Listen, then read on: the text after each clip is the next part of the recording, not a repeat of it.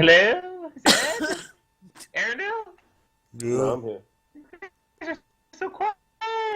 Oh, Zed's popping in and out on Roll20. Sorry. I've been up since 4. Yeah, Edward has no problem putting away that food. Oh, good man, good man. I like seeing a hearty appetite.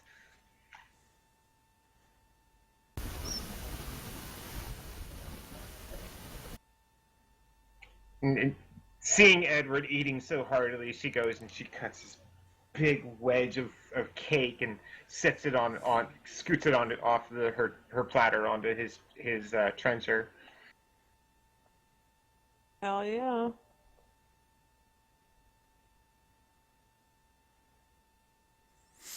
Hell yeah, this food's grubbing.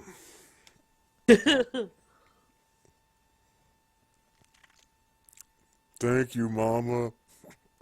I'm so happy to be home. Of course, of course. So are you staying? Do I get my little boy back? Maybe for a couple of She's days starting or to move so. towards you like she's gonna smother you in her against her chest and cuddle you like you're a little baby still. Oh, Mama, I just love them. Are we all there?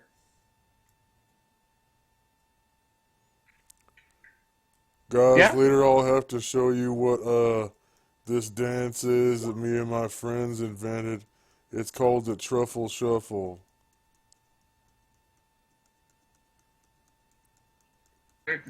So you kind of squeeze back from your mom a little bit so you can speak clearly and bustling over to Zed and your two are sitting at the bench and eat! You're so skinny. Dad has no problem with that. Ed'll put it Okay. away. More bacon and pheasant What did and pie. what's wrong with this white-haired one? He's packing away food, but he's a rail. He looks like a toothpick. Who's she talking to? To Zed, because he's super tall and really thin. Ah, I don't know about the pointy-eared one. Can you come on now? Eat.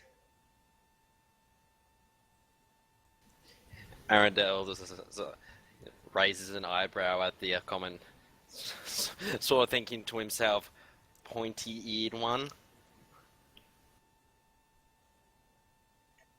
Oh, don't worry. We have plenty of pointy-eared ones.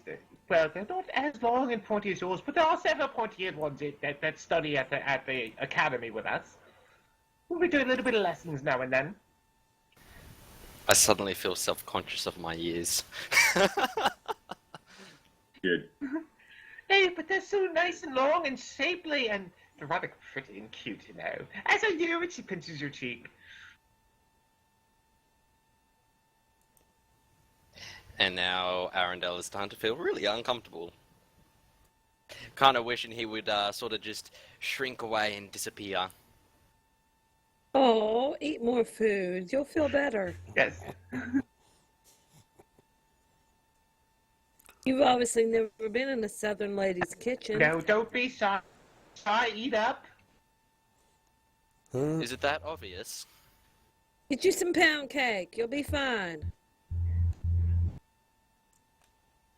Reluctantly, Arendelle will start eating.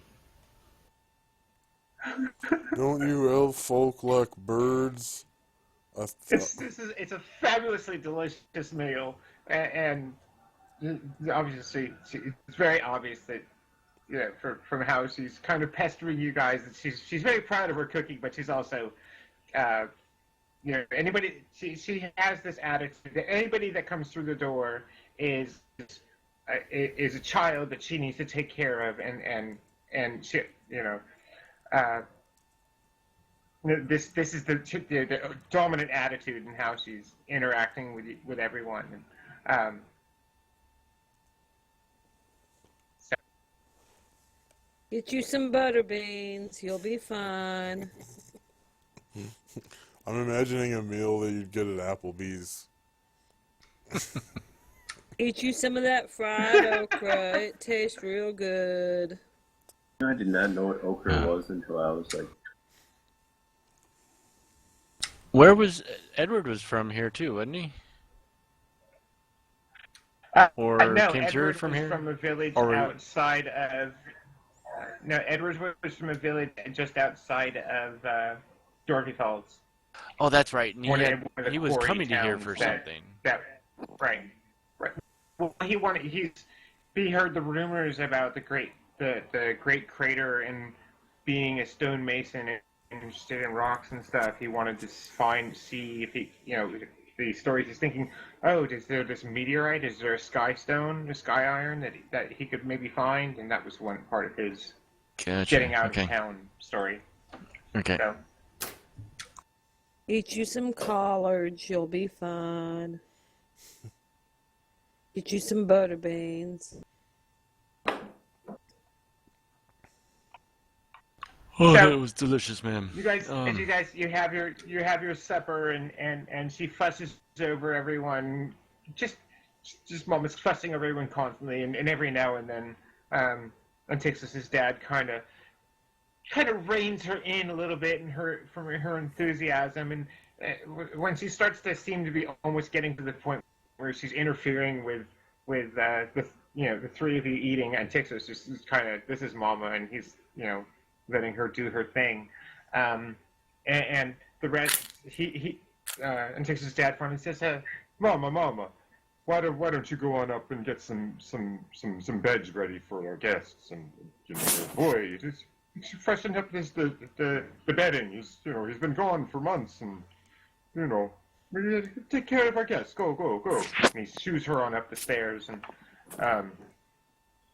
finally you get some relief from her smothering attention, and you're able to finish your meal in peace, and you hear her putting around upstairs for almost an hour before she comes back down and says, "Okay, I've got bed set up, and Papa and I I set up for us up way up in the tower, off the side of the laboratory where you pass out when you want to leave your experiments alone."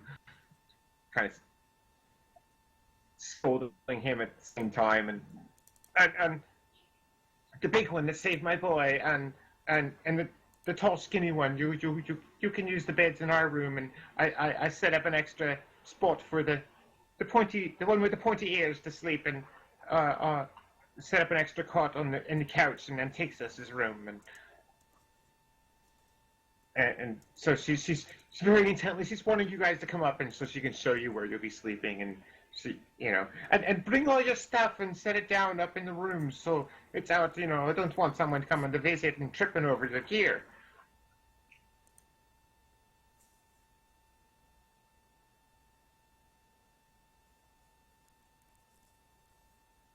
I'll follow her up and where she wants me to sleep. Yeah. Oh, I'm so glad to be home, Mama. Yeah. You have no idea what it was like with those orcs. I can imagine the foul beasts. Come, and we'll get you tucked in nice and tight tonight in your own bed. And she seems to start focusing her smothering attention back on Antixos, and shooing him onto his bed, and taking his bag from his hand and putting it up on the trunk by the foot of his bed for him, and she pulls his books out and sets them very neatly on the little table by the shuttered windows, and she waves over and she says, "See, there. You see Arendelle, you see a long, low, banquette-style couch, and it's made up with looks like several large blankets that have been very thin blankets though with the summer weather, and a rolled up bundle of or a fur a big pillow with a fur cover on it, on the one end, which says, there's room to tuck your gear in the corner past the couch, and so gets and takes those and Arundel settled, and she points to Edward and Zed and Fluffy also, because Fluffy's with his master, and yeah. So she busts you guys off and says, well, it's only the one bed, but it's really big, and you're going to have to get too cozy. And you see that it's this big, kind of lumpy, big bed, and one side is sunken in. There's these two big hollows into the top of the bed because she and Papa are such big, hefty, big and hefty folks, and you'll make yourselves nice and comfortable, and there's this big double long chest at the foot of the bed, and she helps you to stack your stuff up, one on each end of this trunk, and she's as she's grabbing, trying to put Zed's back. Oh, you've got books too. Oh, okay. And she says, here, you can put them on the desk so you can read nice. And there's candles, and here's the tape to light them from, and she points out everything for you so you can do what you need to with your books. I'm always glad to see someone else who studies the arts, and she gets you guys settled in, ready for bed, and says, okay. You hear, and Texas's dad comes, come on, let's go up. We got our carts, let's go. And he drags her away from you two, from Edward and Zed. So leave them alone, love. Leave them alone. They're good. They're grown men. They know how to take care of themselves.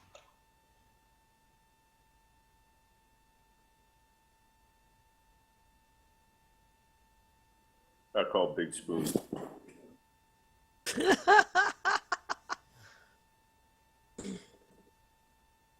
I call my own bed.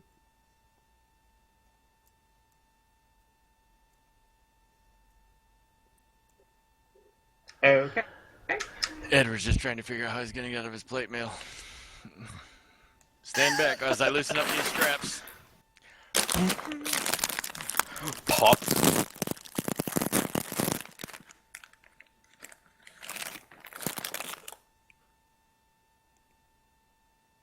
Somebody's eating. Burrito.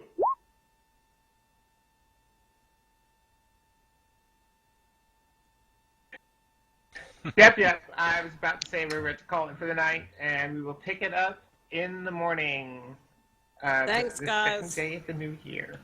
Cool. Good game. Hugs, Thanks for hugs. DMing. Good game.